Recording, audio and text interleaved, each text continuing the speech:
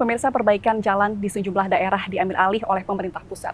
Sejumlah pihak mempertanyakan apabila perbaikan jalan ini diambil alih oleh pemerintah pusat, lantas seperti apa kewenangan bagi pemerintah daerah? Untuk menjawabnya, saya akan bertanya langsung kepada Pak Basuki Hadimulyono, Menteri PUPR yang saat ini sudah bersama kami.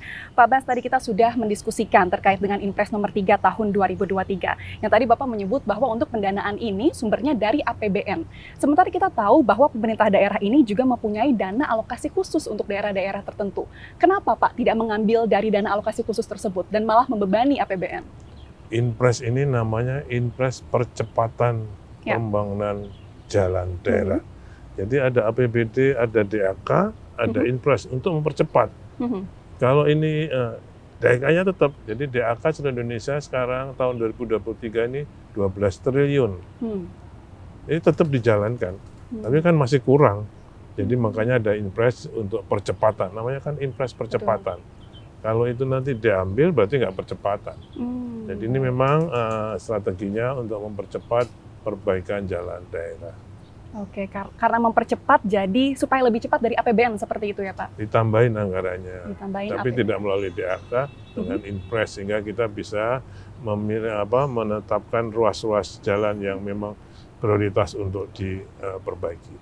Ini artinya sumber dana dari APBN karena pemerintah melihat bahwa DAK tidak cukup? DAK pun dari APBN. Ya? Kalau untuk DAK masing-masing daerah? Itu dari APBN, cuma dimasukkan ke APBD. Oh, oke. Sama. Berarti tapi tetap dari uangnya APBN, Pak? Kantong satu, kantong dua. Sama-sama uang negara. Kalau saya melihatnya sama-sama uang negara. Baik. Pak Bas, ini kan ada beberapa kasus jalan yang rusak. Ada yang di Lampung, kemudian di beberapa daerah lainnya. Kemudian banyak pihak yang menilai bahwa diambil alihnya perbaikan jalan ini oleh pemerintah pusat ini menjadi tamparan untuk beberapa pemerintah daerah tertentu. Karena sebetulnya sudah ada pembagian tugas antara pemerintah daerah dan juga pemerintah pusat. Dikhawatirkan Pak, ini akan mereduksi fungsi otonomi daerah dan kemandirian daerah masing-masing. Kalau tanggapan Bapak terkait dengan opini publik yang ini seperti apa? Ya, saya kira saya sampaikan tadi prinsip desentralisasi. Ya. Kalau pemerintah di bawahnya dirasakan tidak mampu atau tidak memenuhi standar pelayanan minimum, bisa diserahkan pada yang di atasnya atau diambil alih oleh atasnya. Jadi ada standar pelayanan minimum yang harus dicapai oleh masing-masing pemerintah daerah dalam sektornya masing-masing. Kalau itu nanti sebenarnya kalau dinilai ini kok kurang, nggak mencapai standar pelayanan minimum, diambil alih oleh provinsi.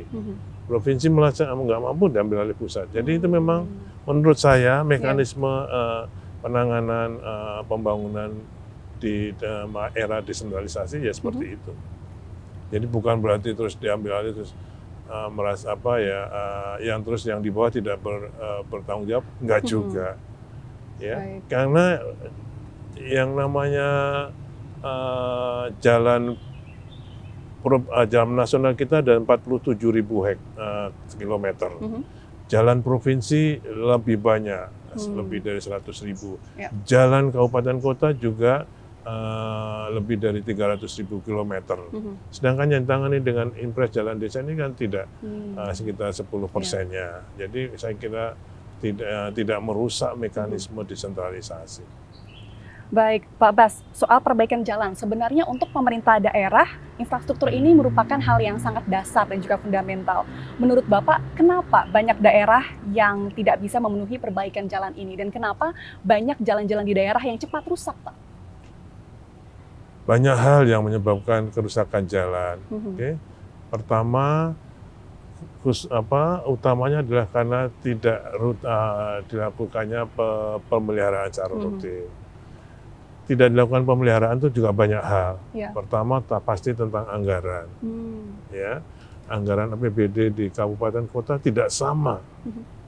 DAK itu diberikan kepada kabupaten kota untuk memenuhi atau untuk menutupi fiscal gap-nya antara kebutuhan dan kemampuan dan kebutuhan diisi dengan DAK.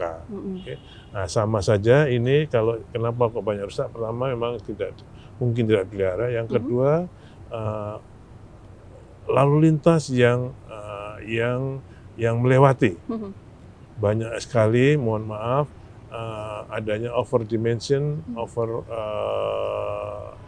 odol itu. Ya, jadi banyak sekali over kapasitas yang melewati, over dimension dan over weight-nya dari truk-truk yang lewat sehingga merusak jalan.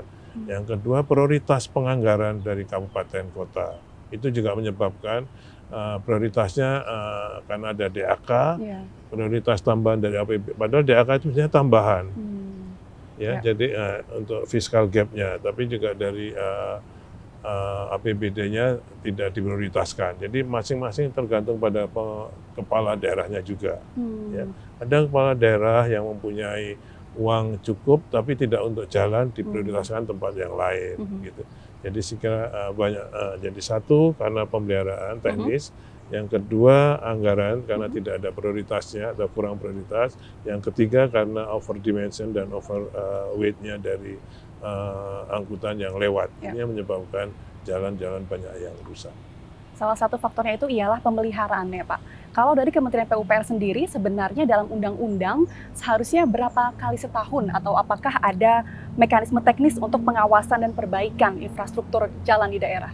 Ya, saya kira makanya tergantung pada LHR-nya. Jadi apa banyaknya jalan, banyaknya angkutan yang lewat di jalan tersebut. Tapi minimal 5 tahun harus sudah dipelihara. Harus ada resurfacing, ada pengaspalan kembali. Ada. Kalau tidak, dia akan rekonstruksi sampai ke bawahnya. Jadi minimal 5 tahun sudah harus ada pemeliharaan rutinnya. Minimal 5 tahun sekali, Pak. Oh iya. Baik, 5 tahun sekali, Pak. Kalau dari opini dari pengamat, Pak, ada juga yang bilang, mungkin ini ya, Pak, ya, ini saya bertanya kepada Bapak. Mungkin salah satu alasan kenapa jalannya ini sering rusak ialah karena ketika dibangun, itu tidak memakai produk-produk dengan mutu dan kualitas yang baik, sehingga cepat rusak. Apakah benar, Pak, ada hal seperti itu di lapangan? Ya, memang tidak salah betul, tidak salah amat dengan observasi itu, karena itu tergantung juga pada pengawasannya. Jadi pada saat pembangunan, pengawasan supervisinya memang sangat menentukan. Termasuk juga batching plan-nya atau mixing plan-nya untuk aspalnya, itu juga menentukan kualitas dari aspal. Jadi kualitas dari aspal mixing plan-nya, AMP di satu daerah juga sangat menentukan produk dari kualitas jalan tersebut. Apakah pembakarannya dengan solar, ataukah dengan batu bara, apakah dengan kayu, itu sangat menentukan kualitas aspal yang dipakai dalam membangun jalan. Jadi bisa juga itu. Yang kedua yang tadi, over dimension, over kapasitas itu sangat juga. Termasuk truk-truk yang dipakai. Gandar tunggal atau gandar ganda, karena begitu gandar tunggal dengan muatan yang melebihi kapasitas, itu daya rusaknya bisa pangkat 4-nya. Ya, jadi daya rusaknya sangat besar. Jadi banyak sekali pengaruh terhadap keawetan jalan. Jadi kalau saya selalu menyampaikan, transportasi ini tergantung pada prasarananya. Ya, ini prasarananya tadi kualitas, regulasi, dan perilaku. Nah, regulasi termasuk berapa angkutan kapasitas maksimum yang dibolehkan melalui jalan itu. Kayak di daerah-daerah tambang, batu bara, sawit, CPO, itu pasti over kapasitasnya, sehingga sangat merusak jalan, ya. Jadi saya kira ada juga betulnya kualitas dari jalan tersebut, tapi juga ada pengaruh dari odolnya. Baik, Pak, terkait dengan perbaikan jalan ini, tadi dari tanggapan Bapak kita sudah bisa memetakan ya, Pak, ya, faktor-faktor yang menyebabkan suatu jalan rusak, dari pemeliharaan, lalu dari pemilihan kualitas material yang mungkin tidak terbaik. Nah, ke depannya, Pak, agar jalan ini awet, tidak cepat rusak, apa langkah yang akan dilakukan oleh Kementerian PUPR? Kami bekerja sama dengan asosiasi, ya, karena tadi yang saya bilang, pengawasan pada saat pembangunan jalan sangat menentukan. Betul. Inkindo dengan asosiasi konsultan lainnya agar bertanggung jawab juga pada kualitas sumber daya manusia dari konsultan dalam rangka pengawasan proyek itu. Jadi betul tadi kualitasnya, jadi dari materialnya, dari pengawasannya, dari para pelaksananya sendiri juga harus bekerja sama untuk meningkatkan kualitas itu. Baik, infrastruktur jalan tadi sudah kita bahas. Selanjutnya saya akan bertanya terkait dengan infrastruktur proyek strategis lainnya termasuk Ibu Kota Nusantara. Tapi usai jeda ya Pak. Pemirsa, tadi dari Pak Basuki Hadimulyono menyebut bahwa memang pengambil alihan perbaikan jalan oleh pemerintah pusat merupakan salah satu dukungan pemerintah pusat untuk mendukung jalannya otonomi daerah. Selanjutnya kita akan membahas lebih dalam terkait dengan proyek infrastruktur di Ibu Kota Nusantara. Usai jeda, tetaplah di Berita Satu Spesial.